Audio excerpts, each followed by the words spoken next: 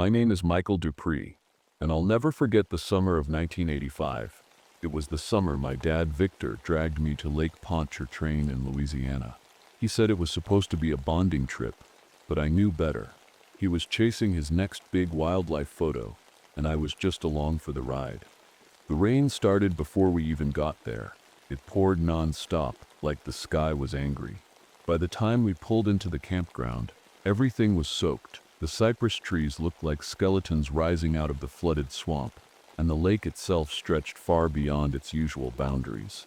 It felt like the water was swallowing everything.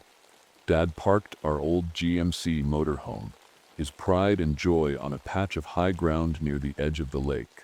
The RV was a beast, specially modified for his wetland photography trips. He loved that thing more than anything else, maybe even more than me. As soon as we stepped outside, a man in a ranger uniform approached us. "You folks should instead be here," he said, his voice serious. "Flood warnings are in effect, and this area SIP's not safe." Dad waved him off like he always did when someone told him what to do. "I SIP been planning this trip for months," he said. "I SIP been not leaving until I get my shot." The ranger sighed and shook his head.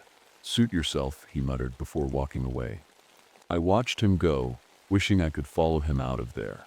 Something about this place felt wrong. The air was thick and heavy, like it was pressing down on me, and the water had this weird glow to it, soft green lights drifting just beneath the surface. That night, Dad set up his camera gear while I sat in the RV, staring out at the rain through the window. The campground was almost empty. Only a few other campers had braved the flooding. The sound of raindrops hitting the roof was constant, like a drumbeat that wouldn't stop.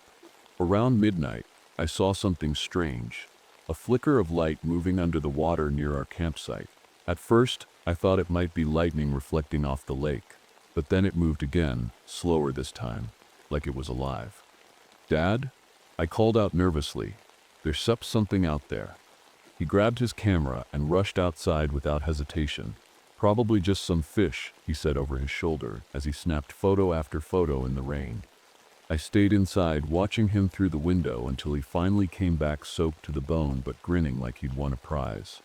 "Got something good," he said, holding up his camera triumphantly. I didn't feel like celebrating. When we woke up the next morning, something had changed. The RV had shifted closer to the water overnight. Dad thought it was just because of the flooding, but when we checked underneath, we found deep claw marks scratched into the metal frame. And that's when I knew this trip wasn't going to be anything like what Dad had planned. The claw marks under the RV didn't sit right with me. They were long and deep, like something big had scratched at the metal during the night. Dad brushed it off, saying it was probably a branch or some debris carried by the rising water. But I wasn't so sure. The rain hadn't let up since we arrived. It came down in sheets, making everything outside blurry and gray. The lake looked endless, stretching out like a giant mirror reflecting the stormy sky. That night, I couldn't sleep.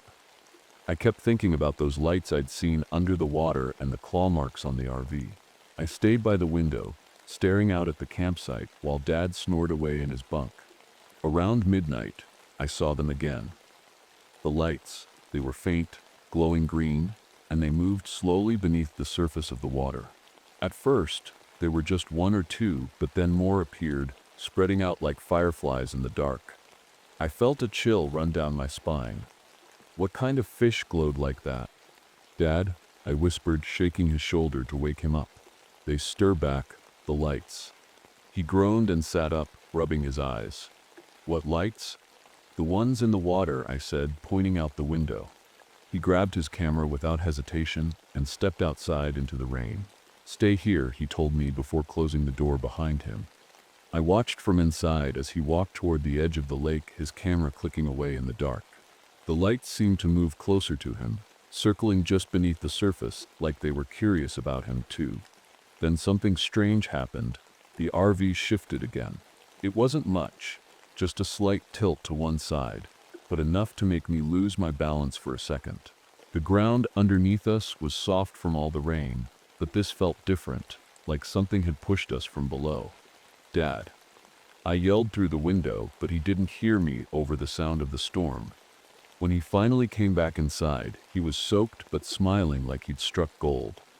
"You wouldn't believe this," he said, holding up his camera. "I got some incredible shots. I didn't care about his photos. I just wanted to leave." "Something sip's not right here," I said quietly. He laughed it off like he always did when I got nervous about things. "Relax, kiddo," he said. "It's sip's just nature doing its thing."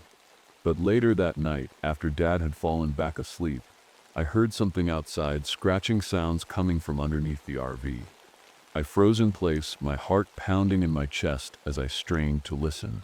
The sound stopped for a moment, then started again, louder this time. I wanted to wake Dad up, but part of me was too scared to move. Instead, I stayed perfectly still and waited for whatever was out there to go away. When morning finally came, I stepped outside to check under the RV again, and what I saw made my stomach drop. There were more claw marks, deeper than before. The claw marks were fresh, deep, and unmistakable. I stared at them for a long time, my stomach twisting into knots. Whatever had made them wasn't just passing by, it was coming back. Dad crouched down beside me, running his fingers along the scratches. "Huh," he muttered, frowning for the first time since we Sept arrived. "That's odd." "Odd?" I said, my voice shaking. "Dad, something Sep's out here." He stood up and dusted his hands off like it was no big deal. "Probably just a gator," he said. "We stir in the swamp, Michael. This is their home." I wanted to argue, but I knew it wouldn't matter. Once Dad had his mind set on something, there was no changing it. Later that morning, we decided to explore the area around the campsite. The rain had eased up a little, but everything was still soaked and muddy.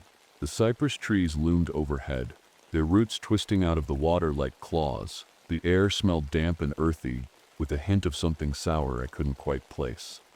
As we walked along the edge of the lake, we spotted an old woman crouched near the water, gathering plants into a woven basket.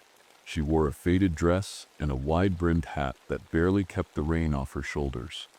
"Morning," Dad called out, waving to her. The woman looked up slowly, her dark eyes narrowing as she studied us. "You shouldn't be here," she said in a thick Cajun accent. Her voice was low and raspy, like she'd been smoking for years. Dad chuckled nervously.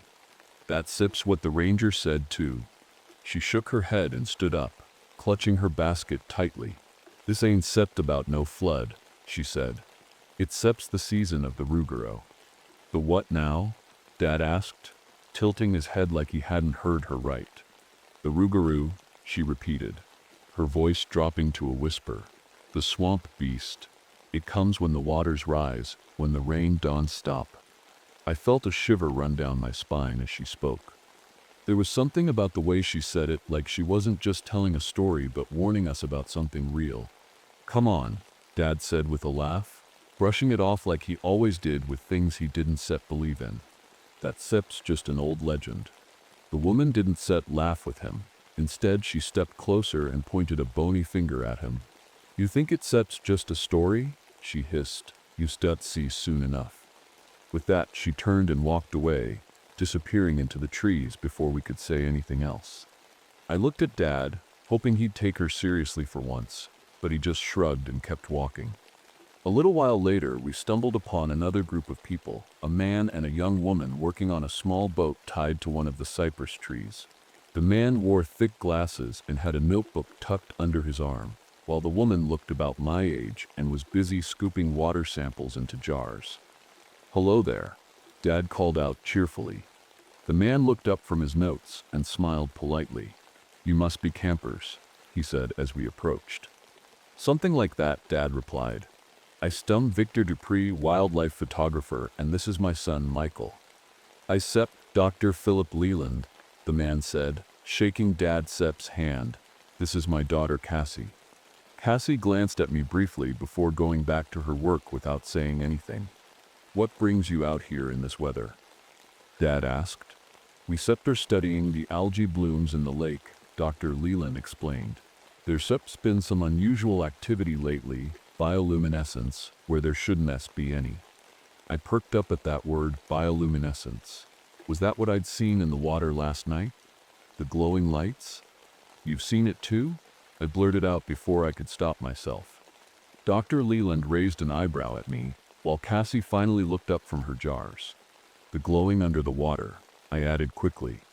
Dr. Leland nodded slowly. Yes. It's Sep's fascinating, but also concerning. Why concerning? Dad asked curiously. Before Dr. Leland could answer, Cassie spoke up for the first time, because it attracts things. Her voice was quiet but firm. What kind of things? I asked nervously. She glanced at her dad before replying. Things you don't want to meet. That night, the rain came back with a vengeance, pounding against the roof of the RV like it was trying to break through. The campground felt emptier than ever, and the lake seemed closer, like it was swallowing more of the land with every passing hour. I couldn't stop thinking about what Cassie had said earlier, about the glowing algae attracting things. What kind of things? And why did she sound so sure? Dad was outside again, setting up his camera gear near the water's edge despite the storm. I stayed inside, staring out at him through the window. He looked so focused, so determined, like nothing could shake him. Around midnight, Ranger Fortier showed up again, his flashlight beam cut through the rain as he approached Dad, waving to get his attention. I cracked open the RV door just enough to hear them talking. You need to leave, Fortier said firmly. The water sep's rising faster than expected. It's sep's not safe here. Dad shook his head and laughed like he always did when someone tried to tell him what to do. I sip fine, he said. I sip been in worse storms than this. Fortier didn't look amused. You don't start understand, he said, his voice low and serious. There's something in this lake. Something you don't start and want to mess with. Dad raised an eyebrow at him but didn't say anything. I sep telling you, Fortier continued, stepping closer to him. People go missing out here during floods like this. You need to pack up and leave before it's too late. Dad sighed and waved him off like he always did. Thanks for the warning, he said, turning back to his camera. Fortier stared at him for a long moment before shaking his head and walking away. I watched him go, feeling a knot of unease tighten in my chest. He didn't look like a man who was just worried about bad weather. He looked scared. About an hour later, Dad came back inside, soaked but smiling as usual. I think I got something good, he said, holding up his camera triumphantly. What kind of good? I asked nervously. Something big, he replied, flipping through the photos on his camera screen. I thought it was just a log at first, but take a look. He handed me the camera, and I stared at the blurry images on the screen. At first, they didn't make sense, just shadows and shapes in the water, but then I saw it, a massive figure dragging something through the lake. What is that? I whispered, my voice barely audible. Dad shrugged like it wasn't a big deal. Probably just a gator, he said, but I knew better. That wasn't any gator I'd ever seen. Later that night, I had trouble sleeping again. The sound of the rain was relentless, and my mind kept replaying those photos over and over. At some point, I must have drifted off because I woke up suddenly from a dream where I was drowning, sinking deeper and deeper into dark water while green lights swirled around me. When I opened my eyes, my heart was racing, and my clothes felt damp like I'd been sweating all night. But then I noticed something that made my blood run cold. Wet footprints leading from the RV door to my bunk. I sat up slowly, staring at them in disbelief. They were faint but unmistakable. Bare feet soaked with water had walked through here while we were asleep. Dad, I whispered urgently, shaking him awake. He groaned and sat up groggily. What is it now? He muttered. I pointed at the footprints without saying a word. He frowned as he looked at them, but didn't say anything for a long moment. Finally, he stood up and grabbed his flashlight. Stay here, he said firmly before stepping outside into the rain. I wanted to stop him, to tell him not to go, but my voice wouldn't come out. All I could do was sit there and wait for him to come back. Minutes passed, then an hour, but he didn't return right away. When he finally came back inside, his face was pale, and his hands were shaking. What happened? I asked nervously. He didn't answer me right away, just sat down heavily on the couch and stared at nothing for a long time. Finally, he muttered under his breath, "Something seps out there."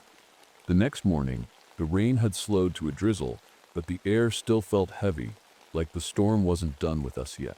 Dad didn't say much as we ate breakfast. He just stared out the window at the lake, his jaw tight and his camera sitting untouched on the table. "Are we leaving?" I finally asked, breaking the silence. He shook his head. "Not yet," he said quietly. "I need to figure out what sep's going on." I wanted to scream at him, to tell him that whatever was out there wasn't worth it, but I knew it wouldn't change his mind. Dad was stubborn like that. A little while later, we heard voices outside. When we stepped out of the RV, we saw Dr. Leland and Cassie walking toward us with a sense of urgency. "Have you seen Ranger Fortier?" Dr. Leland asked as soon as they got close. Dad shook his head. "Not since last night," he said. "Why?" "He didn't come back to the station," Dr. Leland replied, adjusting his glasses nervously. "His boat sep's gone too." Cassie crossed her arms and glanced at me, her expression serious. "Something's wrong," she said softly. Dad hesitated for a moment before nodding. "Let's go look for him," he said. We piled into their small research boat, me, Dad, Dr. Leland, and Cassie, and headed out onto the lake. The water was higher than ever, swallowing the edges of the campground and creeping up into the trees. As we moved deeper into the flooded swamp, everything felt eerily quiet. The only sounds were the hum of the boat's motor and the occasional splash of something moving in the water. After about an hour of searching, we found Fortier's boat, half submerged near a cluster of cypress trees. It looked like it had been torn apart. Huge chunks of wood were missing from the sides, and there were deep gouges in what was left. "What could have done this?" Dr. Leland muttered as he leaned over the edge to inspect it. "A gator," Dad said automatically, but even he didn't sound convinced. Cassie shook her head slowly. "No gator could do that," she whispered. We climbed onto a nearby patch of dry land to look around for any sign of Fortier, but all we found were more claw marks in the mud leading back toward the water. "This doesn't make sense," Dr. Leland said, running a hand through his hair. "It does if you know what you're dealing with," a voice said behind us. We turned to see Abigail, the old woman from yesterday, standing at the edge of the trees with her basket in hand. "How did you find us?" Dad asked, frowning. "I lived here all my life," she replied, simply. "I know these waters better than anyone." She walked over to where we were standing and crouched down to examine the claw marks in the mud. "It's sep's waking up," she said after a moment. "What is?" I asked nervously. She looked up at me with those piercing dark eyes of hers and said one word, "the rougarou." Dad groaned and rolled his eyes. "Not this again," he muttered under his breath. But Abigail ignored him and kept talking. "It sleeps for decades at a time," she said, her voice low and serious. "But when it wakes, it feeds." I felt a chill run down my spine as she spoke. There was something about her tone that made it impossible not to believe her. Dr. Leland frowned thoughtfully as he looked back at Fortier's wrecked boat. "You think this creature is responsible for what happened here?" he asked. Abigail nodded without hesitation. "It always comes during floods like this," she said. "The water rises, and so does it." Dad crossed his arms and shook his head stubbornly. "I don't believe in swamp monsters," he said flatly. "You will," Abigail replied calmly before turning and walking away into the trees again. We stood there in silence for a long moment after she left, each of us lost in our own thoughts. Finally, Cassie broke the silence by saying what we were all thinking. "We're trapped here, aren't we?" Dr. Leland nodded grimly. "The roads are flooded," he said quietly. "There's no way out until the water goes down." And just like that, I realized we were stuck, with no way to leave and no way to escape whatever was out there waiting for us. By the time we got back to the RV, the rain had picked up again, heavier than ever. The water was rising fast, swallowing everything around us. The campground was completely flooded now, and even the highest patches of land were disappearing under the lake. Dad was quiet as he checked his camera gear, his usual excitement replaced by a tense, focused look. Dr. Leland and Cassie stayed close to their boat, talking in hushed voices. No one said it out loud, but we all knew what was happening. We were trapped. I sat on the couch inside the RV, staring out at the water through the window. The glowing lights were back, moving slowly beneath the surface, like they were watching us. Every time I saw them, my chest tightened a little more. "Michael," Dad called from the doorway, "come help me with this tripod." I didn't want to go outside. I didn't want to be anywhere near that water, but I couldn't say no to him. I grabbed my raincoat and stepped out into the storm. The ground squished under my boots as I followed Dad to the edge of the lake. He was setting up his camera again, determined to capture whatever was out there. "Do you really think it's just a gator?" I asked quietly. He paused for a moment before answering. "I don't," said no, he admitted. "But whatever it is, it seeps big." I didn't say anything else. I just stood there watching him work while the rain soaked through my coat. Suddenly, there was a loud splash behind us, like something huge had hit the water. We both turned toward the sound, but all we saw were ripples spreading across the surface. "Did you see that?" I whispered. Dad nodded slowly, his eyes scanning the lake.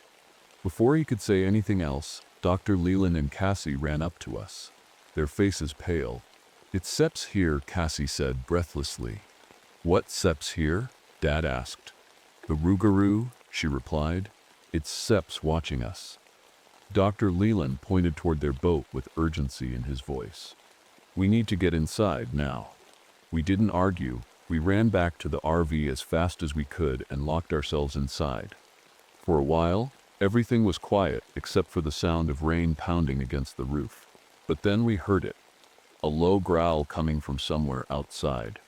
It wasn't like anything I'd ever heard before, deep and guttural, like it came from something huge and ancient. "What is that?" I whispered. No one answered me. The growling grew louder, and then we felt it. The RV shook violently, like something had slammed into it from below. "Stay away from the windows," Dad shouted as he grabbed his camera and pointed it toward one of them. The RV shook again, harder this time, and I could hear water splashing against the sides. Dr. Leland was trying to keep Cassie calm while Abigail sat in a corner muttering something under her breath that sounded like a prayer. Suddenly, there was a loud crack, the sound of metal bending, and then silence. For what felt like forever, no one moved or spoke. We just sat there waiting for whatever was out there to make its next move. Finally, Dad lowered his camera and looked at me with an expression I'd never seen before: fear. "It seeps not going away," he said quietly. The RV felt like a tiny island in the middle of an endless rising sea. The rain hammered down harder and the growling outside had stopped, but the silence was somehow worse. It wasn't gone. I could feel it. Whatever was out there was waiting. Dad sat at the small table, flipping through the photos he'd taken earlier. His hands were shaking, and his face was pale. I'd never seen him look so rattled before. "Dad," I said quietly, "what seeps on the camera?" He didn't answer right away. Instead, he turned the screen toward me and let me see for myself. The first few pictures were just shots of the lake, dark water, glowing algae, ripples from the rain. But then there it was, a massive figure rising out of the water. Its body was covered in what looked like black algae, and its glowing green eyes stared straight into the camera lens. "That's not a gator," I whispered, my voice barely audible. "No," Dad said grimly, "it seeps not." Dr. Leland leaned over to get a better look at the photos. His face went pale as he studied them. "It sits real," he muttered. He muttered under his breath. "The Ruger is real." Kazi sat down beside him, her expression tense but calm. "We have been studying this lake for years," she said softly. "The algae blooms, the bioluminescence. It seeps all connected to this thing." "What do you mean?" Dad asked. She hesitated for a moment before answering. "The Ruger isn't such just some legend," she said. "It sets an apex predator, something that sets been here for centuries, maybe longer. It hibernates for decades at a time, but when the conditions are right, like now, it wakes up to feed," Dr. Leland added grimly. I felt a chill run down my spine as their words sank in. This wasn't just some story or myth. It was real, and it was hunting us. Abigail, who had been sitting silently in the corner until now, suddenly spoke up. "My grandfather saw it," she said in her raspy voice. "Back in 1952, during another flood like this one, she looked at each of us with those piercing dark eyes of hers. He survived, but not everyone did." "What happened to him?" I asked nervously. "He said it marked him," she replied simply. "Followed him for years after that until he died." I swallowed hard, my mind racing with questions I didn't want to ask. Dad leaned forward, his brow furrowed in thought. "Why is it after us?" he asked. Abigail pointed to his camera without hesitation. "Yuseb been flashing that thing all over its territory," she said. Yuseb caught its attention. Dad's face tightened as he realized what she meant. "That's not just hunting randomly," Cassie added quietly. "That's targeting us." For a moment, no one spoke. The only sound was the rain pounding against the roof and the faint creaking of the RV as it shifted slightly in the rising water. Finally, Abigail broke the silence again. "There's only one way to stop it," she said firmly. "How?" Dad asked. She reached into her basket and pulled out a jar filled with thick black algae, the same kind that had been growing inside our RV since we arrived. "This is its mark," she explained. "It uses this to claim its prey to track them."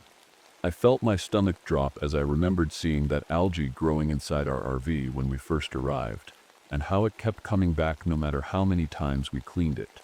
"If we don't find a way to break its connection to us," Abigail continued, "it won't stop until we set her all dead." Her words hung heavy in the air like a storm cloud about to burst. "Then what do we do?" I asked desperately. Abigail looked at me with a calm intensity that sent chills down my spine. "We fight back," she said simply. Abigail's words hung in the air like a challenge, daring us to face the thing outside. Dad looked uneasy, gripping his camera tightly, while Dr. Leland and Cassie exchanged nervous glances. I was scared, terrified, really. But a small part of me felt like we didn't have a choice. If we didn't fight back, we wouldn't survive. "What do you mean by fight back?" Dad finally asked, his voice low. Abigail held up the jar of black algae again. "This is its mark," she said. "It saps how it tracks you. If we can use it against the creature, we might be able to drive it away." "How do we do that?" Cassie asked cautiously. Abigail Sip's expression darkened. "It won't sip be easy," she said. "We still need blood." Everyone froze at her words. "Blood." I repeated, my voice shaking. She nodded firmly. "It needs to think you're already dead," she explained. "If we mix this algae with blood and perform the ritual, it might break its connection to you." Dad frowned, clearly skeptical. "What kind of ritual?" Abigail didn't answer right away. Instead, she reached into her basket and pulled out a small bundle of herbs tied together with twine. "My Stell handle the ritual," she said simply. "You just need to lure it close enough." "Lure it?" Dr. Leland asked nervously. Abigail nodded again. "It's already watching us," she said. "We just need to give it a reason to come closer." Dad sighed heavily and ran a hand through his hair. "This is insane," he muttered. "It's our only chance," Abigail replied firmly. For a moment, no one said anything. The rain continued to pound against the RV, and the glowing lights outside seemed to pulse faintly in the water. Finally, Dad stood up and grabbed his camera. "I'll do it," he said. "Dad." I started to protest, but he cut me off. "I've been chasing this thing since we got here," he said quietly. "If anyone's going to lure it out, it should be me." I wanted to argue, to tell him not to go, but I could see in his eyes that he'd already made up his mind. Abigail handed him the jar of algae and gave him instructions on how to use it as bait. "Be careful," she warned him as he stepped outside into the storm. The rest of us stayed inside the RV, watching nervously through the windows as Dad walked toward the edge of the lake with his camera in hand. He opened the jar and poured some of the algae into the water, letting it spread out like ink in a glass of water. Then he started taking pictures, flash after flash lighting up the dark sky. At first, nothing happened. The lake was still except for the rain hitting its surface. But then we saw it, the glowing green eyes rising out of the water like twin lanterns in the darkness. "It's coming," Cassie whispered, her voice trembling. The creature moved closer, its massive body covered in black algae that seemed to pulse with light. It was even bigger than I'd imagined, easily twice the size of a man, and its webbed hands clawed at the water as it approached Dad. "Get back!" I shouted through the window, but he didn't move. Instead, he kept taking pictures, each flash making the creature flinch slightly but not enough to stop it. Finally, when it was almost close enough to touch him, Dad turned and ran back toward us, shouting for us to open the door. We pulled him inside just as the creature slammed into the side of the RV with enough force to make it shake violently. "It's here," Abigail shouted as she began preparing her ritual with trembling hands. The creature growled loudly outside, its glowing eyes staring through one of the windows like it was trying to find a way in. I could feel my heart pounding in my chest as Abigail lit her herbs and began chanting in a language I didn't understand. The air inside the RV felt heavier with every word she spoke, and I could see Dad clutching his camera tightly like it was his lifeline. Finally, Abigail turned toward me and held out her hand. "Give me your arm," she said urgently. "What?" I asked nervously. "We need blood," she snapped. "Now." I hesitated for a moment before holding out my arm. She took a small knife from her basket and made a quick cut on my skin, letting a few drops of blood fall into the jar of algae.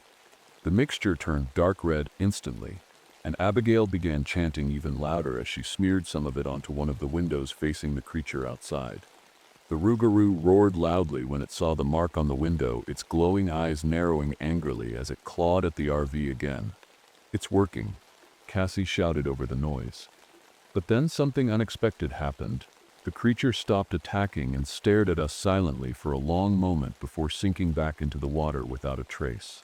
For what felt like forever, no one moved or spoke. We just sat there in stunned silence as we tried to process what had just happened. Finally, Abigail broke the silence by saying what we were all thinking. "Yusef's not gone, but Yusef bought yourselves time." The RV was silent except for the sound of the rain. My arm stung where Abigail had cut it, but I didn't care. My eyes were glued to the window, watching the lake for any sign of the creature. It was gone. For now, but I could feel it, lurking somewhere just out of sight. "We can just sit here," Dad said after a long pause. His voice was steady, but I could tell he was scared. "If it comes back, we start done for." Abigail nodded slowly, her face grim. "It will come back," she said. "It always does." "So what do we do?" Cassie asked, her voice trembling. Abigail turned to face us, her dark eyes filled with determination. "We end this," she said firmly. "Once and for all." Her words sent a chill through me.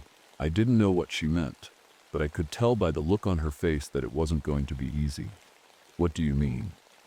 Dad asked cautiously. Abigail reached into her basket and pulled out another bundle of herbs, along with a small glass vial filled with a dark liquid. "The creature isn't Sep just hunting," she explained. "It's Sep's protecting something." "Protecting what?" I asked nervously.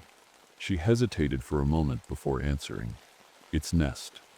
The room went silent as we all processed what she'd just said. "It's laying eggs?" Dr. Leland asked, his voice barely above a whisper. Abigail nodded. "Deep beneath the lake," she said. "That's Sep's why it's Sep's so aggressive. It's Sep's guarding its young." Dad frowned, his jaw tightening. "So if we destroy the eggs, it will break the cycle." Abigail finished for him, but it won't Sep let us get close without a fight. I felt my stomach twist into knots at the thought of going anywhere near that thing again, but I knew Abigail was right. If we didn't stop it now, it would keep coming after us and anyone else who wandered into its territory. "How do we find the nest?" Cassie asked. Abigail pointed toward the lake. "The glowing algae marks its location," she said. "Follow the lights." Dad stood up and grabbed his camera, slinging it over his shoulder like a weapon. "Let's do this," he said firmly. "Wait," Dr. Leland said, holding up a hand to stop him. We can just go out there unprepared. Abigail handed him the vial of dark liquid and gave him a stern look. This will weaken it, she said. But only if you get close enough to use it. Dr. Leland nodded and tucked the vial into his pocket before turning to Cassie and me. Stay close to me, he said quietly. We stepped outside into the storm, the rain soaking through our clothes almost instantly. The glowing lights in the water seemed brighter now, pulsing faintly like they were calling to us. Abigail led the way, her basket clutched tightly in one hand as she muttered something under her breath that sounded like another prayer. The water was up to our knees by the time we reached the edge of the lake, and I could feel my heart pounding in my chest as we waded deeper into the flooded swamp. Over there, Abigail said suddenly, pointing toward a cluster of cypress trees in the distance. The glowing lights were concentrated there, swirling beneath the surface like fireflies trapped in glass. That's where it is, she said firmly. We moved cautiously toward the trees, every step feeling heavier than the last. The water grew deeper as we approached, rising up to our waists and then our chests. Finally, we saw it, a massive mound rising out of the water, covered in black algae that glowed faintly in the darkness. The nest, Abigail whispered. Before anyone could say anything else, there was a loud splash behind us, the kind of splash that only something massive could make. It's here, Cassie shouted. I turned just in time to see the creature rising out of the water behind us, its glowing green eyes locked onto us with an intensity that made my blood run cold. Go, Dad shouted, waving us toward the nest as he raised his camera and started snapping photos to distract it. The creature roared loudly and lunged toward him, its webbed hands clawing at the water as it moved closer. Dr. Leland grabbed my arm and pulled me toward the nest, while Abigail stayed behind to perform another ritual with her herbs and chants. When we reached the nest, I saw them dozens of slimy eggs pulsing faintly with light beneath their black algae covering. What do we do? I asked desperately. Destroy them, Dr. Leland shouted as he grabbed a heavy branch from one of the trees and started smashing them one by one. I hesitated for a moment before grabbing another branch and joining him, my heart racing with every swing. The creature roared again behind us, an ear-splitting sound that made my entire body tremble, but I didn't stop. I couldn't stop. Finally, after what felt like an eternity, all of the eggs were destroyed, and then everything went still. The creature let out one last deafening roar before sinking back into the water and disappearing without a trace. For a long moment, no one moved or spoke. We just stood there in stunned silence as we tried to catch our breath and process what had just happened. It's over, Abigail said quietly as she walked over to join us. Her voice was calm but tired, like someone who had seen too much but survived anyway. The rain finally began to ease as we stood there, staring at the destroyed nest. The glowing algae that had pulsed so brightly before was now fading, dimming with every passing second. The swamp felt quieter, almost like it was holding its breath. It's over, Abigail said again, but this time her voice carried a weight that made me look at her. She wasn't smiling, and there was no relief in her expression. Why doesn't it feel over? I asked nervously, my voice barely above a whisper. Abigail turned to face me, her dark eyes filled with something I couldn't quite place, sadness maybe, or regret. Because it's not done yet, she said softly. Before I could ask what she meant, the water around us began to ripple. It started small at first, just tiny waves lapping against our legs, but then it grew stronger, faster, until the entire lake seemed to be moving. It's coming back, Cassie shouted, grabbing my arm. The creature rose out of the water again, more massive than before. Its glowing green eyes burned with fury, and its roar echoed across the swamp like thunder. It wasn't just angry, it was desperate. It knows what we've done, Abigail said calmly as she stepped forward, holding her basket tightly. What are you doing? Dad yelled after her. She turned back to us and gave a small, sad smile. It won't stop until it takes something in return, she said. That's the price for breaking the cycle. No, I shouted, realizing what she meant. You don't have to do this. Abigail shook her head gently. I lived my life, she said. This is my home, my responsibility. Before any of us could stop her, she waded deeper into the water, chanting softly under her breath as she held up the jar of algae mixed with my blood. The creature roared again and lunged toward her, its massive body cutting through the water like a predator closing in on its prey. "Abigail," Dad shouted, but she didn't look back. Instead, she threw the jar directly at the creature's chest just as it reached her. The mixture splattered across its body, and for a moment the creature froze mid-attack. The glowing algae on its skin began to dim, flickering like a dying light bulb. It let out one last deafening roar before sinking beneath the surface of the lake, taking Abigail with it. "No!" I screamed as I ran toward the spot where they had disappeared, but Dr. Leland grabbed me and held me back. "She knew what she was doing," he said quietly, his voice shaking. The water stilled again, and for a long moment, none of us moved or spoke. The only sound was the faint patter of rain on the surface of the lake. "She's gone," Cassie said softly, tears streaming down her face. Dad put a hand on my shoulder and gave it a gentle squeeze. "We have to go," he said quietly. I didn't want to leave. I wanted to stay and wait for Abigail to come back. But deep down, I knew she wasn't coming back. We made our way back to the RV in silence. The rain had stopped completely now, and the glowing lights in the water were gone. The swamp felt different, quieter somehow, but I couldn't shake the feeling that something had been lost forever. As we climbed into the RV and started driving away from the flooded campground, I noticed something strange. The black algae that had been growing inside was gone too. The walls were clean for the first time since we'd arrived. "It's over," Dad said softly as he drove us through the muddy roads leading out of Lake Pontchartrain. But even as he said it, I couldn't help but wonder if it really was over, or if we just delayed something bigger from happening again someday. It wasn't until decades later, 33 years to be exact, that I found myself back at Lake Pontchartrain. Cassie and I had stayed in touch over the years, both haunted by what we'd experienced that summer in 1985. Now it was 2018, and reports of flooding in Louisiana had drawn us back here, not as scared kids this time, but as researchers armed with everything we'd learned since that day. As we stood on the edge of the lake once more, watching the rising water swallow the land just like before, I felt that same heavy weight in my chest, the same sense of dread I'd felt all those years ago. "Do you think it'll wake up again?" Cassie asked quietly beside me. I didn't answer right away. Instead, I stared out at the dark water and thought about Abigail, about her sacrifice and what she'd told us about breaking cycles. Finally, I turned to Cassie and gave her a small nod. "If it does," I said firmly, "we shall be ready." And as we walked back to our equipment under the darkening sky, I couldn't help but notice faint green lights flickering beneath the surface of the lake once more.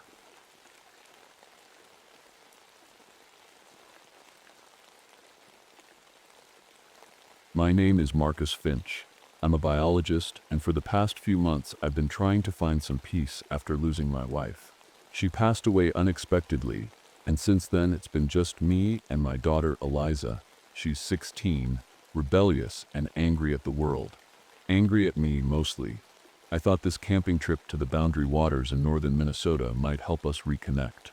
It was supposed to be a fresh start for both of us. The drive was long and quiet.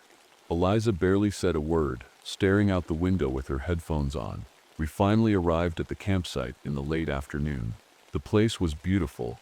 Dense pine trees surrounded us, and the interconnected lakes shimmered under the summer sun. For a moment, I thought this might actually work.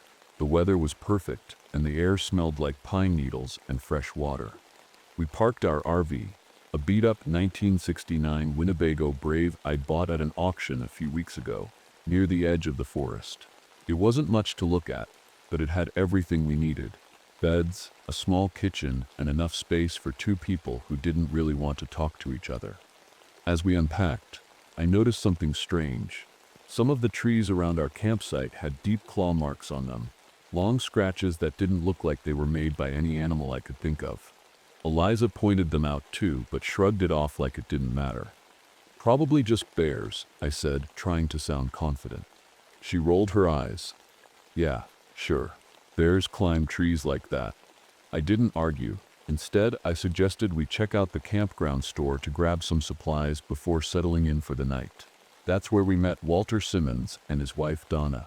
Walter was a retired forest ranger who had lived in this area his whole life, and Donna seemed like she knew every legend and story about these woods. Walter greeted us with a warm smile but quickly turned serious when he heard where we were camping. "You folks be careful out there," he said. "These woods have stories." Donna chimed in with a knowing look. "There have been disappearances around here lately. Families go camping and don't come back." Eliza snorted. "Disappearances? What is this? A horror movie?" Donna didn't laugh. "The indigenous people who lived here long ago believe something evil roams these woods, a creature that feeds on fear." I tried to brush off their warnings as local folklore meant to scare tourists, but Eliza seemed intrigued. She asked Donna about the legends while Walter helped me pick out some firewood and supplies. When we got back to the RV, Eliza found something tucked under one of the seats, a leather-bound journal covered in dust. She flipped through it while I started setting up camp. "Dad," she called out after a few minutes, her voice unusually serious. "What is it?" I asked. She held up the journal. "This belonged to whoever owned this RV before us. Look at this." I took the journal from her hands and read some of the entries. They were scattered notes about strange noises in the woods, claw marks on trees, just like the ones we'd seen, and warnings not to stay here after dark. Eliza smirked nervously. "Still think it sets just bears?" I didn't relax her right away because something about those notes felt wrong. The handwriting was shaky, almost frantic in some places, and one sentence kept repeating over and over. "It seps watching." That night, as we sat by the campfire under a sky full of stars, I couldn't shake a growing sense of unease. Something about this place felt off. Not dangerous exactly, but unnatural. Eliza stared into the flames with her arms crossed. "Why did you bring me here?" she asked suddenly. "To get away from everything," I said softly. She didn't say anything else after that, just got up and went into the RV without another word. I stayed outside for a while longer, listening to how quiet everything was around me. Too quiet. No birds chirping, no rustling leaves, just silence. And then, I thought I heard something faint coming from deep within the woods, a whispering sound that sent chills down my spine. That night, I couldn't sleep. I lay on the small bed inside the RV, staring at the ceiling. Eliza was in the other bed, her back turned to me. She hadn't said much after dinner, but I could tell she was upset about being here, about everything. I wanted to talk to her, but I didn't know how. Things had been so strained between us since her mom passed away. The air inside the RV felt heavy, like it was pressing down on me. I kept thinking about that journal, and the claw marks on the trees. Maybe it was just my imagination running wild, but something about this place didn't feel right. Around midnight, I heard it again, the whispering sound. It wasn't loud, just faint enough to make me wonder if I was imagining it. But then Eliza sat up in her bed. "Dad?" she said quietly, her voice shaky. "Did you hear that?" I nodded and got up to check outside. The campfire had burned down to glowing embers, and the forest around us was pitch black. I grabbed a flashlight and stepped out of the RV.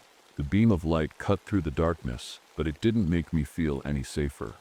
"Stay here," I told Eliza as I closed the door behind me. The whispering seemed to be coming from deeper in the woods. It wasn't a voice exactly, it was more like a sound carried by the wind, soft and eerie. As I walked toward the edge of the campsite, I noticed something strange. All the wildlife sounds were gone. No crickets chirping, no rustling leaves, just silence. I shined my flashlight on one of the trees near our campsite and froze. The claw marks we'd seen earlier looked different. They were deeper now, almost fresh, like something had been here recently. I backed away slowly and returned to the RV. Eliza was sitting by the window, staring out into the darkness. "What is it?" she asked. "Nothing," I lied. "It's probably just animals." She didn't believe me. I could see it in her eyes, but she didn't say anything else. Instead, she pointed at the radio on the dashboard. "It turned on by itself," she said quietly. I frowned and walked over to check it out. The radio wasn't even plugged in properly. It shouldn't have been working at all, but somehow it was playing a low static noise mixed with something else, something that sounded like chanting. I turned it off quickly and tried to act calm for Eliza Sepp's sake. "Old equipment," I said with a forced smile. "Probably just glitching." She didn't respond but kept staring out the window like she was waiting for something to happen. The temperature inside the RV started dropping fast, not just a little colder but freezing cold. I could see my breath in front of me as I moved around trying to figure out what was going on. Outside, fog began creeping in from the woods, blanketing everything in a thick white haze. Eliza shivered and pulled her blanket tighter around herself. "This is weird," she whispered. I nodded but didn't say anything because deep down I agreed with her. This wasn't normal. As we sat there in silence trying to stay warm, Eliza suddenly stiffened and looked toward the door of the RV. "Did you hear that?" she asked urgently. I listened carefully but didn't hear anything at first, until there it was again, a voice calling softly from somewhere outside. It sounded distant but familiar. "Eliza." The voice called her name slowly, almost lovingly. Her face went pale as she whispered, "That's Sip's mom." Sip's voice. I felt my stomach drop as fear gripped me tightly. There was no way that could be true. Her mom was gone. But Eliza looked convinced. She got up and moved toward the door like she wanted to go outside. "Eliza," I said sharply, grabbing her arm before she could open it. "It's Sep's, not her." She stared at me with wide eyes filled with confusion and fear. But it sounded like her. I shook my head firmly and pulled her back toward her bed. "Whatever you heard, it's not real." She sat down reluctantly, but kept glancing at the door like she expected someone to walk through it any second. That night felt endless. The fog outside grew thicker, wrapping around our RV like a blanket, and every now and then we'd hear faint noises, whispers, footsteps crunching leaves, things that made my skin crawl. By morning, neither of us had slept much. The sun rose weakly through the fog, casting an eerie gray light over everything. Eliza looked exhausted but didn't say anything as we ate breakfast in silence. I tried to convince myself that everything would be fine, that we were just imagining things, but deep down I knew this trip wasn't going to be what I'd hoped for. Something was out there, watching us. The fog didn't lift as the day went on. It just hung there, heavy and unnatural, like it was trying to keep us trapped. Eliza barely spoke during breakfast, and I couldn't blame her. We both felt it. Something wasn't right here. I decided to take her to the campground store again, thinking maybe a change of scenery would help. Walter and Donna were there, sitting behind the counter like they were waiting for us. Walter gave me a nod, but his face looked more serious than yesterday. "Fog's been rolling in early this year," he said casually, though his tone didn't match his words. "You folks holding up okay?" "Yeah." I lied. "Just getting used to the quiet." Donna leaned forward, her voice soft but firm. "Quiet set's not always a good thing around here." Eliza perked up at that, her curiosity getting the better of her. "What do you mean?" Donna glanced at Walter before answering. "The woods have stories, you know, old ones. People say there's something out there, something that hunts when the fog comes." Walter sighed and rubbed his forehead, like he didn't want to talk about it, but Donna kept going. "It's called the Wendigo," she said quietly. "A creature that feeds on people's fear and their hunger." Eliza frowned. "Hunger?" Donna nodded slowly. "It starts with whispers, voices you think you recognize. Then it makes you feel empty inside, like you can eat enough to fill yourself up. That's how it gets inside you." I felt a chill run down my spine as she spoke, but I tried to brush it off as just another campfire story. "That's just a legend, right?" I asked, forcing a smile. Donna didn't smile back. "Legends come from somewhere." Walter cleared his throat and changed the subject quickly, asking if we needed anything else before heading back to camp. I could tell he didn't want us lingering too long. As we walked back to the RV, Eliza kept looking over her shoulder like she was expecting something to jump out of the trees. "Do you think they're serious?" she asked suddenly. "No," I said firmly, though I wasn't sure I believed myself. They stir just trying to scare us. She didn't respond but kept staring into the fog like she was searching for something or someone. Later that afternoon, Deputy Jim Holloway showed up at our campsite. He was young, maybe in his early 30s, and had that small-town friendliness about him. But even he seemed uneasy as he walked up to us. "Just checking in," he said with a forced smile. "We've had some reports of missing campers lately." I raised an eyebrow. "Missing?" He nodded and glanced at the claw marks on the trees near our RV. "Families come out here for a weekend and don't come back." Eliza crossed her arms and gave him a skeptical look. "What do you think happened? Bears?" Deputy Holloway hesitated before answering. "Maybe, but some of the evidence doesn't add up." "What kind of evidence?" I asked. He looked uncomfortable, but finally said tracks that don't match any known animal, strange patterns left behind at campsites, things like that. Eliza smirked nervously. "Sounds like your Wendigo story." Deputy Holloway chuckled weakly but didn't deny it outright. Before he left, he handed me his card and said, "If you see or hear anything unusual, give me a call." That evening, we decided to light another campfire outside the RV. Walter and Donna joined us after dinner, bringing along some old photographs they thought we'd find interesting. These were taken back in 1919. Walter explained as he handed me one of the photos. The image was black and white and grainy, showing a group of men standing near what looked like skeletal remains scattered across the forest floor. They found these bones after a group of loggers went missing. Walter said grimly, "No one could explain what happened." Donna pointed at one of the men in the photo, a younger version of her grandfather, and said softly, "He was the only survivor." Eliza leaned closer to look at the photo and frowned. "What did he say happened?" Donna hesitated before answering. "He never talked about it, not once. But he refused to go near these woods ever again."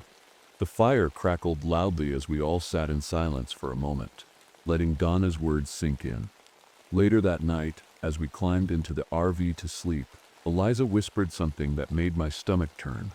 "Do you think Mom would have liked this place?" she asked softly. I didn't know how to answer her, because honestly, I wasn't sure if I liked this place anymore. As I turned off the lights inside the RV and lay down on my bed, I couldn't shake the feeling that something was watching us from out there in the fog, something waiting for its moment. The night was colder than the one before. Even inside the RV, it felt like the chill had seeped into the walls, wrapping itself around us. Eliza was restless, tossing and turning in her bed. I couldn't sleep either. Every little sound outside made me tense up. The crack of a branch, the rustle of leaves, even the faint hum of the wind. It all felt wrong. Around midnight, just as I was starting to drift off, a scream tore through the silence. It was loud and sharp, coming from somewhere nearby. Eliza shot up in bed, her face pale. "Dad," she whispered urgently. I didn't hesitate. Grabbing my flashlight and jacket, I told her to stay inside the RV and lock the door behind me. She didn't argue. She just nodded and watched me go with wide, frightened eyes. Outside, the fog was thicker than ever, swirling around like it had a life of its own. The scream had come from one of the nearby campsites, but I couldn't see much through the haze. My flashlight barely cut through it, making everything feel even more claustrophobic. "Hello?" I called out, my voice shaky. No answer. I moved cautiously toward where I thought the scream had come from, my heart pounding in my chest. The campsite wasn't far, just a few 100 feet away, but it felt like it took forever to get there. When I finally arrived, my stomach dropped. The campsite was destroyed, tents ripped apart, supplies scattered everywhere. It looked like a tornado had hit it, but there was no sign of anyone except for the blood. It was smeared across the ground and splattered on some of the torn fabric from the tents. My flashlight caught something shiny nearby, a pair of glasses lying in the dirt. They were bent and broken, like someone had stepped on them. "Deputy Holloway," I yelled as loud as I could, hoping he might be close enough to hear me. Still no answer. As I turned to leave and head back to get help, my flashlight caught movement in the trees. At first I thought it was just a shadow, a trick of the light. But then I saw it clearly, a tall figure standing at the edge of the tree line. It didn't move. It just stood there watching me. Its body was thin and stretched unnaturally tall, at least 9 feet, and its head looked like a deer skull with empty black holes where eyes should have been. I froze in place, unable to breathe or move. The figure tilted its head slightly, as if studying me before vanishing into the fog without making a sound.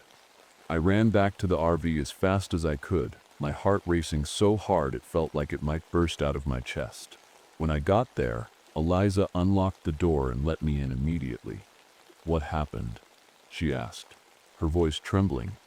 I didn't know how to explain what I'd seen, or what I hadn't seen, but I managed to choke out a few words. "Something sets out there." She stared at me for a moment before whispering nervously, "Was it Mom?" "No," I said firmly. "It wasn't Set, Mom." Before we could say anything else, there was a loud knock on the RV door, 3 sharp bangs that made both of us jump. "Eliza," a voice called from outside. Her face went pale as she whispered, "That Sip's her voice."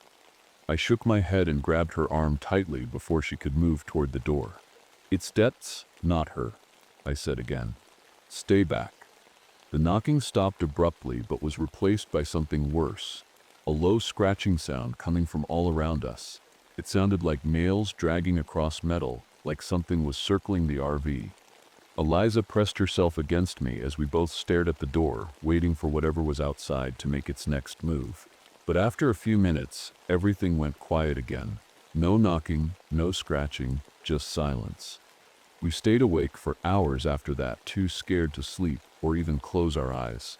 When morning finally came and sunlight started breaking through the fog, we stepped outside cautiously to check on things. That's when we found him, the camper who had screamed during the night. His body was lying near his destroyed campsite, or what was left of it.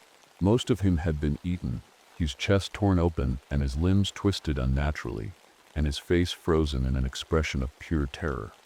Eliza turned away quickly and started gagging while I stood there frozen in shock. The sight was too much. It didn't look like something an animal could have done. It looked deliberate.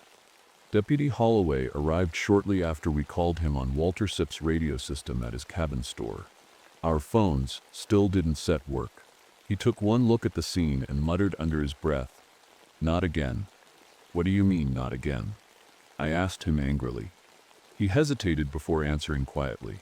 "This isn't the first time something like this has happened." Eliza stared at him with wide eyes as he continued. "Every 27 years, people go missing here." The words hung heavy in the air as we all stood there staring at what remained of that poor camper.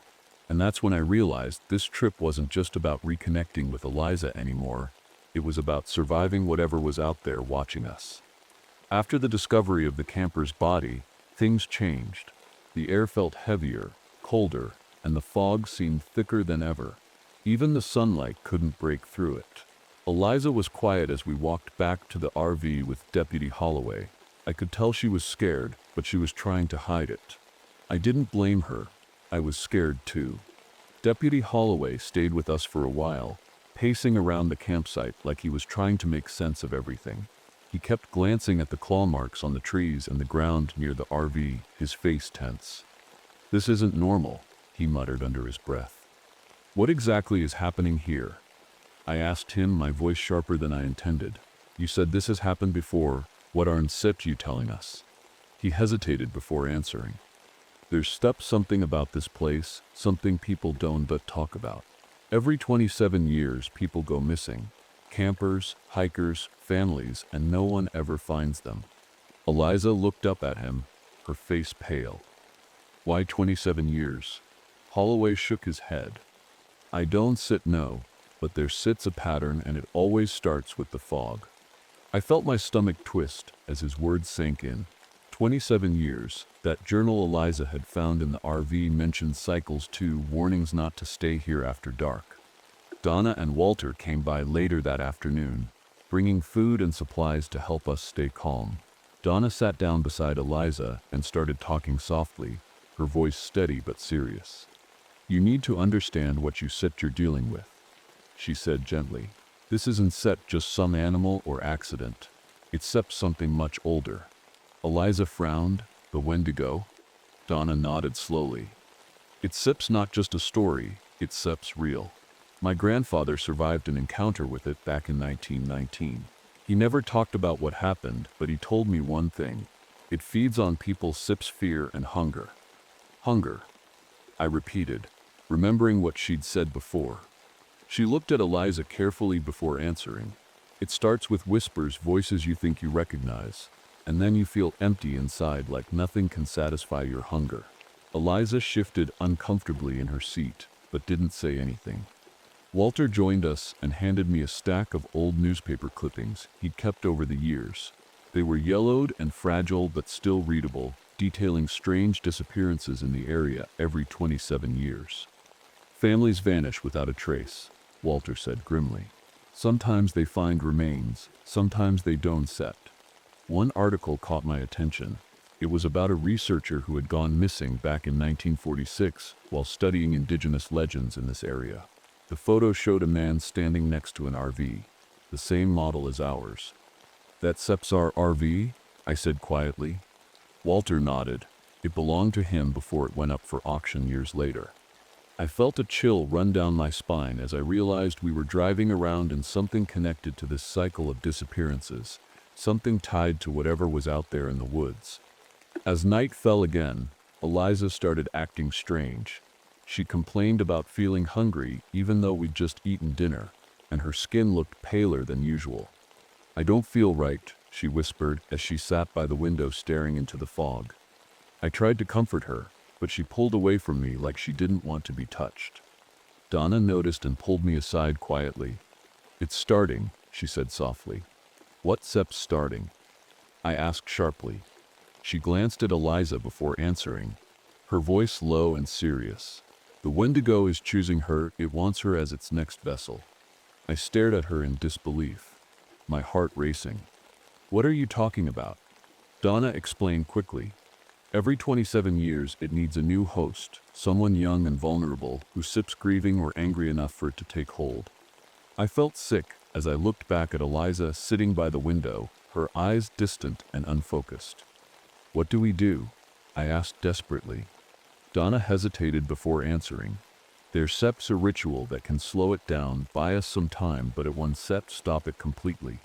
I didn't know what else to do, so I agreed to let Donna perform the ritual later that night while Walter kept watch outside with Deputy Holloway. As Donna prepared for the ritual inside the RV, Eliza started whispering softly to herself, words I couldn't understand but sounded like they weren't hers. Dad, she said suddenly, looking up at me with wide eyes. Mom Sep's calling me, I can hear her. I grabbed her shoulders gently but firmly and said, It's Sep's not Mom, it's Sep's not real.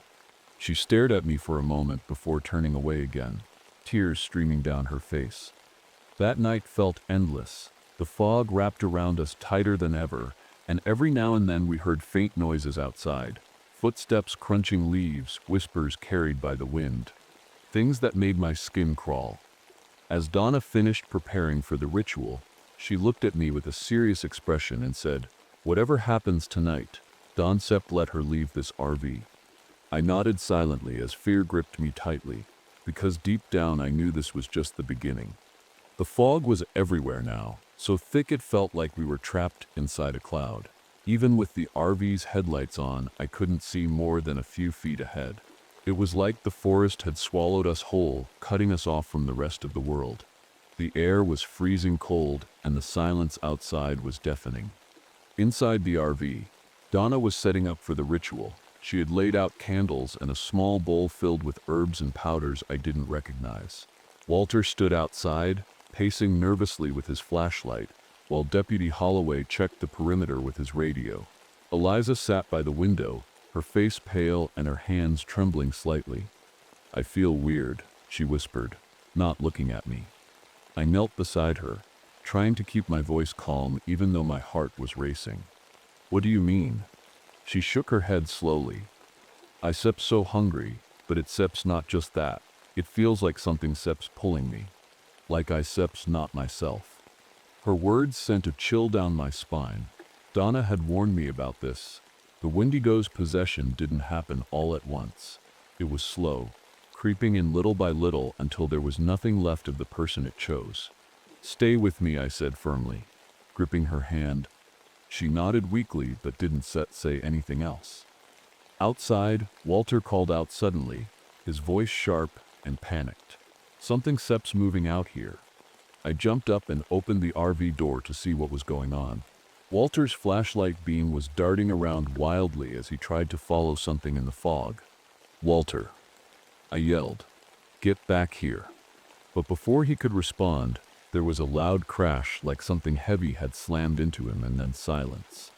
"Walter," Donna screamed from inside the RV. Deputy Holloway ran toward where Walter had been standing, his own flashlight cutting through the fog as he searched desperately. I followed him, my heart pounding so hard it felt like it might burst. We found Walter's flashlight, lying on the ground near the edge of the tree line. It was still on but pointed at something horrifying, his severed hand lying in the dirt, blood pooling around it. Donna cried out behind me as she stumbled toward us, tears streaming down her face. "No." Deputy Holloway grabbed her and pulled her back toward the RV while I stood there frozen in shock. The hand wasn't just severed, it looked like it had been ripped off with brute force. I turned back toward the RV just in time to see something move in the fog. A tall figure with impossibly long limbs and a deer skull for a head. It stood there for a moment, watching us silently before disappearing into the mist. We all scrambled back into the RV and locked every door and window we could find. Donna was sobbing quietly in one corner while Deputy Holloway tried to radio for help again. The signal was still dead. No response, no static, nothing. "We're trapped," he muttered under his breath. Eliza sat on her bed staring at her hands like she didn't recognize them anymore. Her skin looked paler than before, almost grayish, and her eyes seemed darker, like they were losing their color. "I can hear it," she whispered suddenly. I turned to her quickly. "Hear what?" She looked up at me with tears in her eyes and said softly, "It's Sep's calling me." Donna wiped her face and stood up shakily. "We need to start the ritual now." Deputy Holloway nodded, but kept glancing nervously out the window like he expected something to attack us at any moment. Donna lit the candles and began chanting softly in a language I didn't understand. The smell of burning herbs filled the air as she sprinkled powders into the bowl and waved smoke around Eliza's bed. Eliza flinched as Donna approached her but didn't resist when Donna placed a hand on her forehead and continued chanting. For a moment, it felt like things might be okay. The air inside the RV seemed lighter somehow. But then there was another loud bang outside that made all of us jump. The sound wasn't random. It was deliberate, rhythmic, like something knocking on metal. Bang, bang, bang. "It's Sep's here," Donna whispered fearfully. The knocking grew louder and faster until it felt like the entire RV was shaking. Eliza screamed suddenly and clutched her stomach as if she were in pain. "Dad?" she cried out desperately. I ran to her side and held her tightly as Donna continued chanting louder and louder, trying to drown out the noise outside. The candles flickered wildly as if they were about to go out completely before flaring back to life again. The knocking stopped abruptly, leaving behind an eerie silence that made my skin crawl. Donna collapsed onto one of the beds, breathing heavily as she said weakly, "That bought us some time, but not much." "What do we do now?" I asked desperately. She looked at me with tired eyes and said softly, "We survive." As I held Eliza close that night while she cried quietly against my chest, I couldn't shake one thought from my mind. We weren't just fighting to stay alive anymore. We were fighting to keep Eliza from becoming something else entirely. The next morning, the fog was still there, thick and unrelenting. It felt like the forest itself didn't want us to leave. The RV was cold, the air heavy with fear and exhaustion. None of us had slept. Donna looked pale and drained after the ritual, and Eliza wasn't herself anymore. She sat on the edge of her bed, staring at her hands.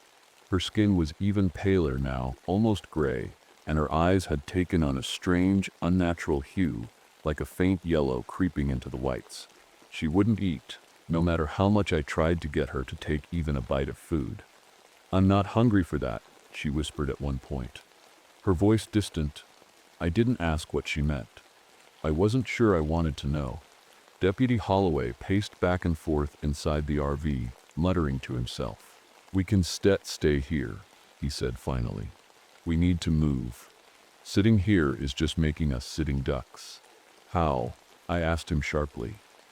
The fog sep's so thick we can see 2 feet in front of us, and the RV 1 sep start. He didn't have an answer for that, but his jaw tightened as he looked out the window. We still hike out if we have to. Donna shook her head weakly from where she sat in the corner. You can outrun it, she said softly. It sits not just out there, it sits everywhere. Holloway ignored her and grabbed his flashlight and gun. I will check the area again, he said. Maybe there sips a way out we haven't seen yet. I didn't like the idea of him going out alone, but before I could stop him, he was already out the door and disappearing into the fog. Minutes passed like hours as we waited for him to come back. Donna sat silently, clutching a small charm she'd taken from her bag, whispering prayers under her breath. Eliza stayed by the window, her eyes unfocused as she stared out into the endless white. Then we heard it, a scream. It was Holloway. I bolted for the door before Donna could stop me and ran toward the sound, my flashlight barely cutting through the fog. My heart pounded in my chest as I called out his name. Deputy Holloway, where are you? There was no response, just silence. And then I saw him. His body was hanging from a tree branch about 10 feet off the ground, impaled through his chest on a jagged piece of wood. Blood dripped down onto the ground below him, pooling around his boots. His face was frozen in an expression of pure terror. I stumbled back, barely able to breathe as I stared at his lifeless body. That's when I saw it again. The figure in the fog, the Wendigo. It stood at the base of the tree, its tall, emaciated frame almost blending into the mist. Its deer skull head tilted slightly as if it were studying me, its empty black eye sockets boring into my soul. For a moment, neither of us moved. Then it stepped forward. I turned and ran as fast as I could back to the RV, my lungs burning with every breath. The fog seemed thicker now, like it was trying to slow me down, but I didn't stop until I reached the door and slammed it shut behind me. What happened? Donna asked urgently. Holloway sep's dead, I said breathlessly. It sips out there, it sep's coming. Eliza looked up at me then, her eyes darker than before. It's already here, she said quietly. Before I could respond, there was a loud thud against the side of the RV, like something heavy had slammed into it. The whole vehicle shook from the impact. Donna grabbed my arm tightly. We can stay here, she said desperately. If it gets in? Another thud shook the RV, followed by a low scraping sound along the metal walls like claws dragging across them slowly and deliberately. We have to move, I said firmly, grabbing what little supplies we had left and stuffing them into a backpack. Donna nodded reluctantly and helped me get Eliza up from her bed. She moved sluggishly, like she was half asleep or in some kind of trance. Come on. I urged her gently but firmly. We set for leaving. As soon as we stepped outside, the cold hit us like a wall. The fog wrapped around us immediately, making it nearly impossible to see where we were going. Donna held onto Eliza while I led the way with my flashlight. We tried to follow what little trail we could make out through the trees, but no matter how far we walked or which direction we turned, we kept ending up back at our campsite. It seps playing with us, Donna whispered fearfully. It doesn't sept want us to leave. Eliza stopped suddenly and pulled away from Donna's grip. She turned toward the woods with a strange look on her face, calm but distant. I can hear it calling me, she said softly. No. I grabbed her arm tightly and pulled her back toward me. You're not going anywhere. She struggled against me weakly but stopped when Donna began chanting again under her breath, holding up her charm like it was some kind of shield against whatever was out there. The Wendigo's voice came then, soft at first but growing louder with every passing second. It wasn't just one voice, it was many, all overlapping and echoing through the fog like a chorus of whispers. Eliza. One of them called sweetly, the voice of her mother. She froze in place at that sound, tears streaming down her face as she whispered back, "Mom, it's not her," I shouted desperately, shaking her shoulders to snap her out of it. "It's not real." But deep down, I wasn't sure how much longer I could keep convincing myself or her that we could survive this thing. We stumbled back to the RV, defeated and exhausted. No matter how far we walked, no matter how hard we tried, the forest wouldn't let us go.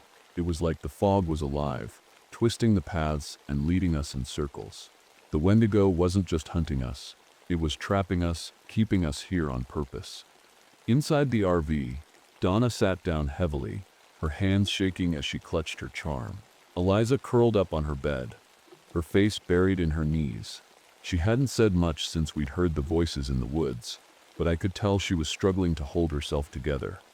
I paced back and forth, trying to think of something, anything that could get us out of this nightmare. My mind kept going back to the journal Eliza had found on our first night here. I grabbed it from where she'd left it and flipped through the pages desperately. "Dad." Eliza's voice was soft but strained. "I don't feel right." I looked at her quickly, my heart sinking. Her skin was almost gray now, and her eyes had taken on a strange yellowish glow. She looked thinner too, like she hadn't eaten in days, even though I'd been trying to feed her. Donna stood up slowly and came over to me. "It's happening," she said quietly. "What's happening?" I asked sharply. She hesitated before answering.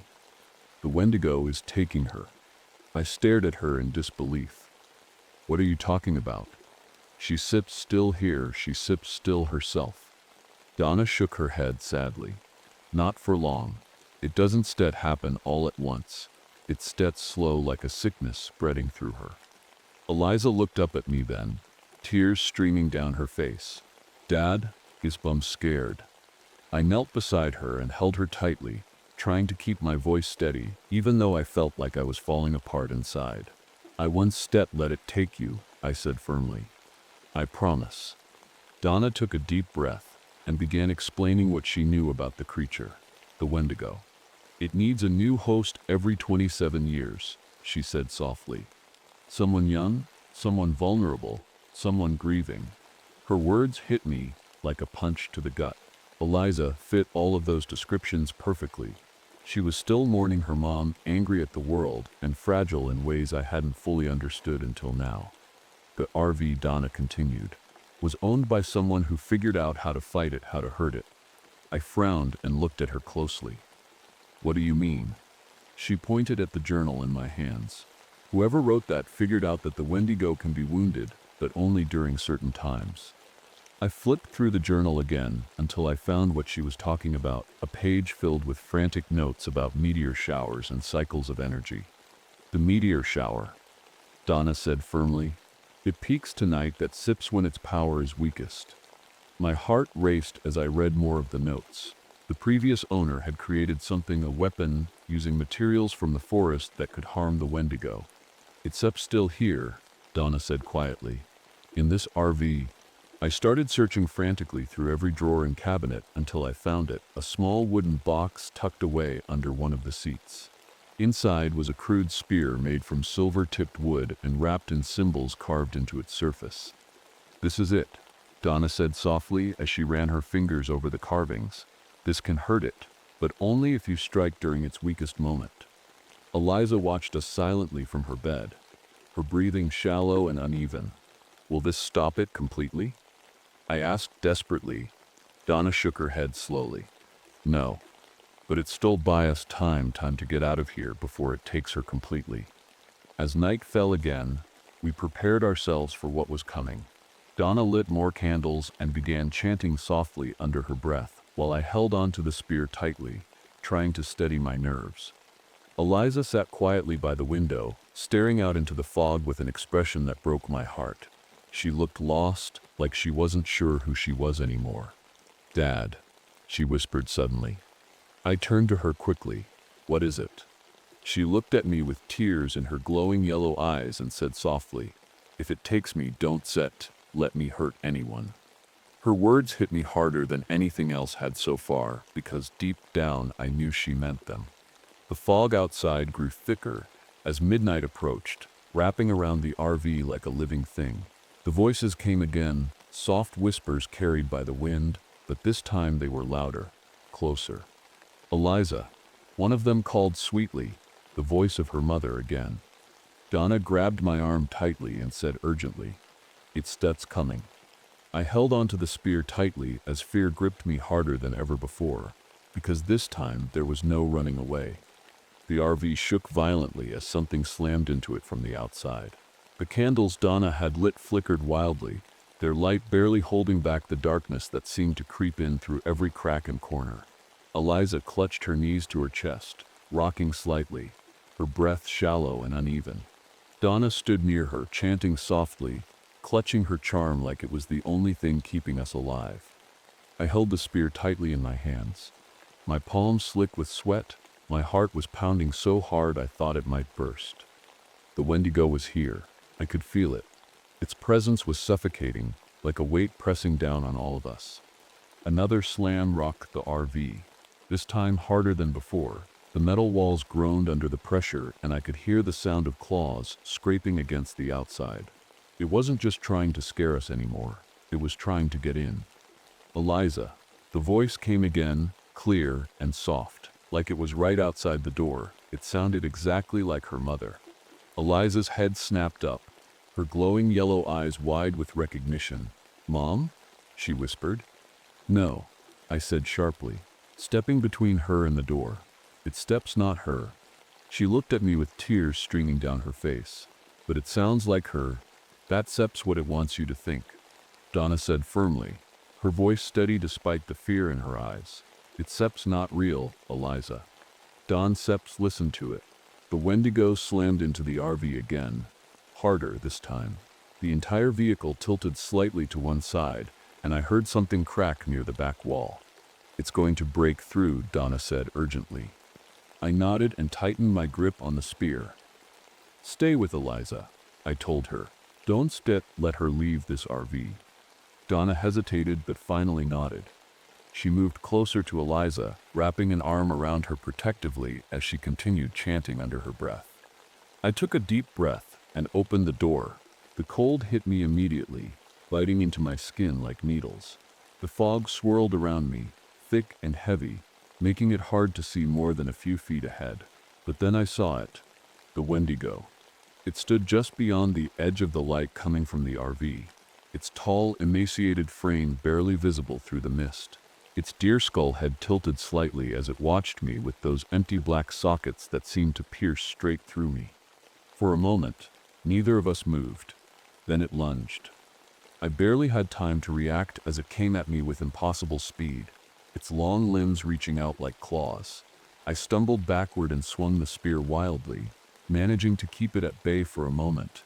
The creature hissed, a low, guttural sound that made my blood run cold and circled me slowly, its movements unnaturally fluid and deliberate. "Eliza," it whispered again, its voice shifting between tones, sometimes soft and sweet, like her mother's, other times harsh and guttural, like something out of a nightmare. "Stay away from her," I shouted, gripping the spear tightly as I tried to keep my hands from shaking. It lunged again, faster this time. I barely managed to dodge as its claws scraped against the ground where I'd been standing a second earlier. I thrust the spear forward instinctively, striking its arm. The Wendigo let out an ear-piercing screech as the silver tip of the spear pierced its flesh. Black ichor oozed from the wound as it recoiled, hissing angrily. "It works," I muttered to myself in disbelief before tightening my grip on the weapon again.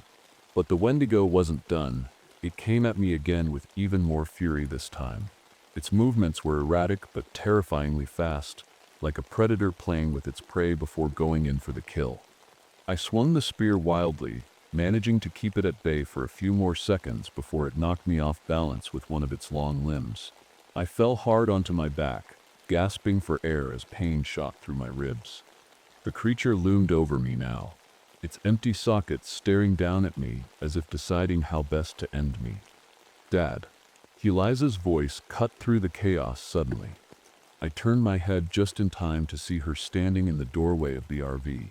Her eyes glowed brighter now, yellow and unnatural, but there was still something human in them, something that hadn't been completely taken over yet. "Eliza, get back inside," I shouted desperately. But she didn't move. She just stood there staring at me and then at the Wendigo, like she was caught between two worlds. The creature turned toward her slowly, tilting its head as if recognizing her fully for the first time. "Eliza," it whispered again in that hauntingly familiar voice that wasn't hers but still sounded so much like her mother's. "No," I shouted and scrambled to my feet despite the pain in my ribs. I gripped the spear tightly and charged at the Wendigo with everything I had left in me. This time, I didn't miss. The silver tip plunged deep into its chest as I drove all my weight behind it. The creature let out another ear-piercing screech as black ichor poured from its wound and steam rose from where the silver burned its flesh. It thrashed wildly for a moment before collapsing onto its knees. But even then, it didn't die completely.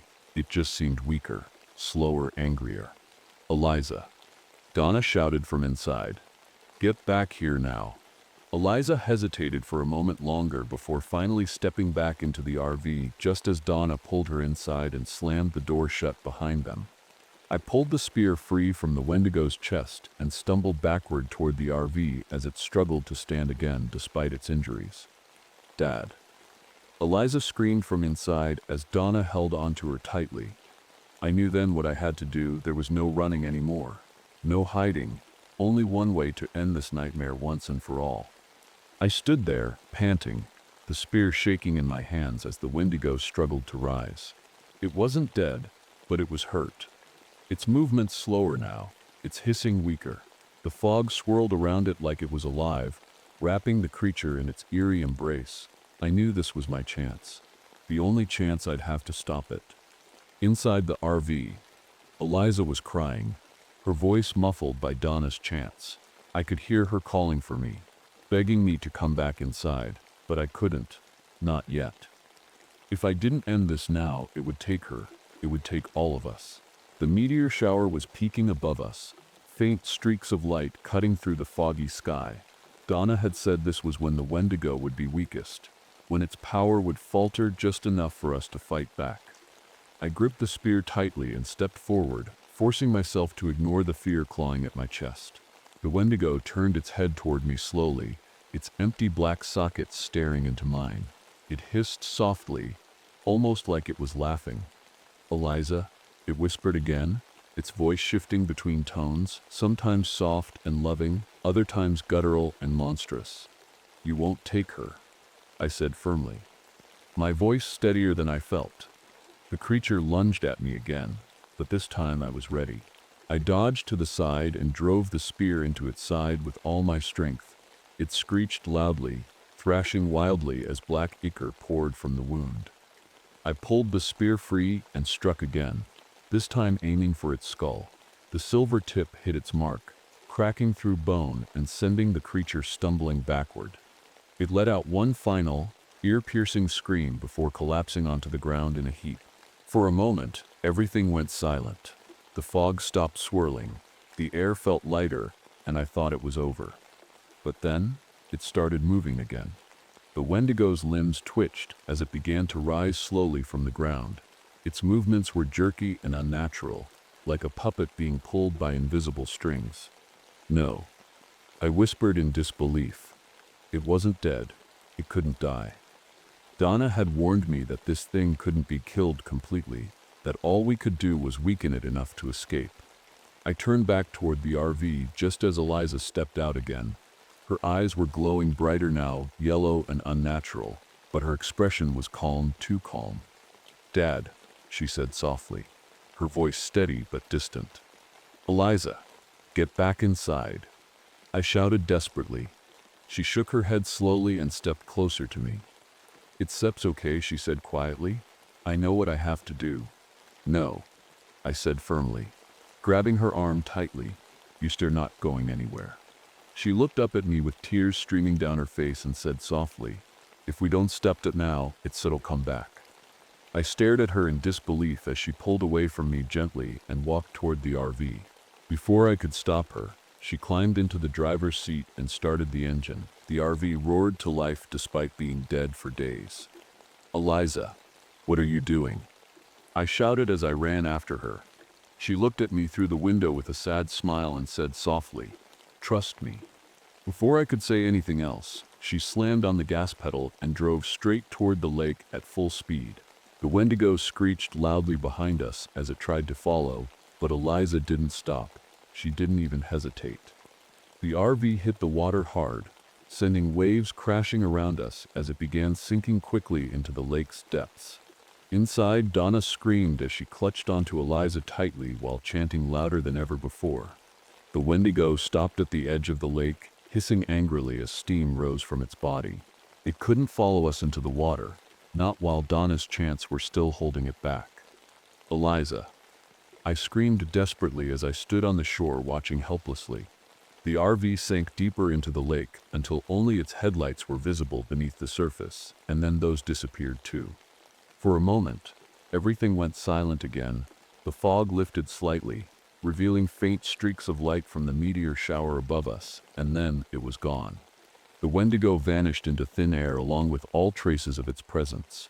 The claw marks on trees faded away. Even Holloway's body disappeared from where it had been hanging earlier. I stood there frozen in shock for what felt like hours, until finally I saw movement in the water. Eliza emerged slowly from beneath the surface along with Donna. They were soaked but alive, somehow still alive. "Dad," Eliza whispered weakly as she stumbled toward me.